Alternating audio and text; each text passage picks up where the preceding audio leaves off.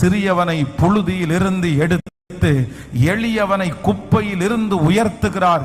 அவர்களை பிரபுக்களோடு உட்கார வைக்கவும் தம்முடைய மகிமை உள்ள சிங்காசனத்தை சுதந்தரிக்க பண்ணுகிற கர்த்தர் வெகு சீக்கிரத்திலே, இந்த சத்தத்தை கேட்டு கொண்டிருக்கும் போதே உங்கள் நிலைமை சீக்கிரமாய் மாறப்போகிறது.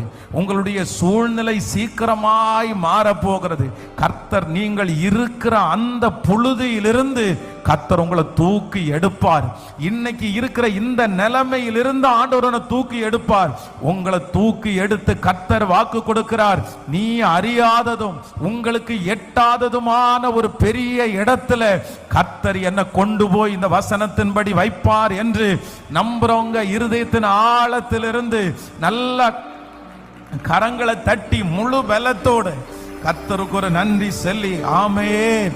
கரங்களை தட்டும் போதே ஆமென் சொல்லி, இதோ புழுதியிலிருந்து அந்த பிள்ளையை ஆண்டவர் தூக்கி எடுக்கிறார். இதோ புழுதியிலிருந்து அந்த குடும்பத்தை கர்த்தர் அங்கீகரிக்கிறார். புழுதியிலிருந்து உங்க குடும்பம் ஒரு உன்னதமான இடத்திற்கு வரப்போகிறது. கர்த்தர் தாழ்விடங்களிலே இருக்கிறவர்களை கர்த்தர் உயர்த்த போகிறார். ஆமென். உங்களுக்கு ஒரு பெரிய உயர்வு உண்டு. இந்த நிலைமை நீடிக்க போவது இல்லை. இந்த சூழ்நிலை நீடிக்க போவது இல்லை. இந்த குறைவு உங்களுக்கு நீடிக்க போவது இல்லை.